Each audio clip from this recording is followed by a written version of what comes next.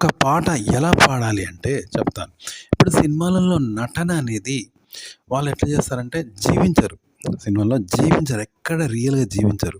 కొన్ని హావభావాలు, కొన్ని వ్యవహారాలు చేయడం వల్ల జీవించినట్టు వస్తది. మనం బయట ఎలా అయితే జీవిస్తామో అలా స్క్రీన్ మీద వస్తది. అంతే తప్ప వాళ్ళు జీవించరనమాట.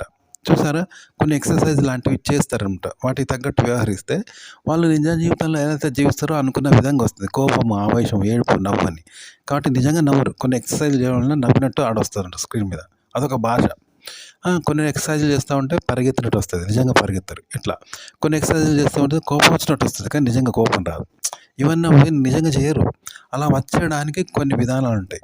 అంతెందుకు ఇప్పుడు డమ్మీలా, ఇండ్లని డమ్మీలా, రైల్వే స్టేషన్‌లు, డమ్మీ కొండలు అవన్నీ నిజమా? అట్టతో చేసినాయి కదా! అట్లనమాట. ఇది కూడా డమ్మీగా కొన్ని చేస్తే మనకు రియల్‌గా ఏడ్చినట్టు, నవ్వినట్టు అలా వస్తాయి తప్ప నిజంగా చేయరు. అంటే నటన అంటే ఎట్లుంటదంటే నిజంగా చేయడం కానిది అని అర్థం అనమాట. అది గుర్తుపెట్టుకోండి. నిజంగా చెయ్యడం అనేది పాట కూడా అంతే. నిజంగా పాడకండి. నిజంగా పాడుతూ, జీవిస్తూ నిజంగా వ్యవహరించకండి. అది స్క్రీన్ మీద మీకు కనిపిస్తది కానీ వాళ్ళు అలా వ్యవహరించరు. అంటే నిజంగా చేయకుండా చేయండి. అదనమాట పాట పాడడం అంటే. అలాగే దీనికి కొన్ని ట్రిక్స్ ఉంటాయి. ఉదాహరణకి ఒక రైలు బండి ఇంజన్ ఉన్నది. ఆ ఇంజన్ ఏం చేస్తది వెనక డబ్బాని లాగుతది. దాన్ని ఇంకో డబ్బా లాగుతది. దాన్ని ఇంకో డబ్బా లాగుతది. ఇట్లా 100 డబ్బాలు లాగుతది. కానీ మొదటి ఇంజను రెండో డబ్బాని లాగడం లేదు. రెండో డబ్బా మూడో దాన్ని లాగడం లేదు. మూడోది నాలుగో డబ్బాని లాగడం లేదు. ఇలా 100 డబ్బాలు ఒకదాన్ని ఒకటి లాగడం లేదనుకుందాం. అప్పుడు కదలవు కదా! వీటికవి సెల్ఫ్‌గా పోతాయి. ఎలా ఉంటుంది? ఒకదానికొకటి కప్లింగ్ లేకుండా సెల్ఫ్‌గా పోతే ఎలా ఉంటుంది? ఇగో పాట ఇలాంటిదన్నట్టు. మనము కూడా అంతే. నిరాధారంగా పాడాలి.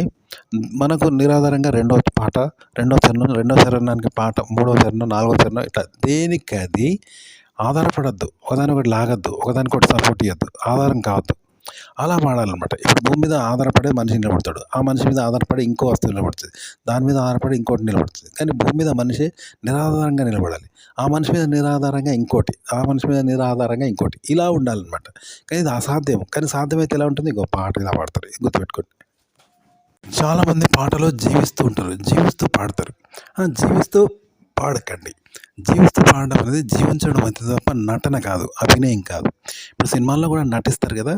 అది జీవించడం కాదు. నిర్జీవంగా జీవించడం అనేది రియల్ లైఫ్ అయితే అలా నటిస్తే రాదు. నిర్జీవంగా చేయాలి. నిర్జీవం అంటే రియల్ లైఫ్ కానిది. రియల్ లైఫ్‌లో మనం జీవిస్తాం కదా! అది కానిది నిర్జీవం అనమాట. అంటే జీవం లేనిది.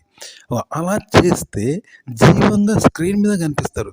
తప్ప వాళ్ళు జీవించరు. నిజంగా జీవించరు. ఆ అభినయం అంతా నిర్జీవంగా చేస్తారు. అంటే జీవించడానికి అతీతమైంది. జీవించడం కానిది. అలా చేస్తే కొన్ని ప్రక్రియలు చేస్తే ఈడ జీవించినట్టు వస్తది తప్ప డైరెక్ట్‌గా జీవించరు వాళ్ళు. ఇగో పాట కూడా అంతే అనమాట. డైరెక్ట్ జీవించకండి. నిర్జీవంగా చేసే కొన్ని ప్రక్రియలుంటాయి.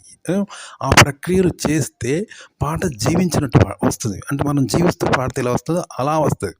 అంతే తప్ప నిజంగానే జీవిస్తూ డైరెక్ట్‌గా పాడితే పాట రాదు. గుర్తుపెట్టుకోండి.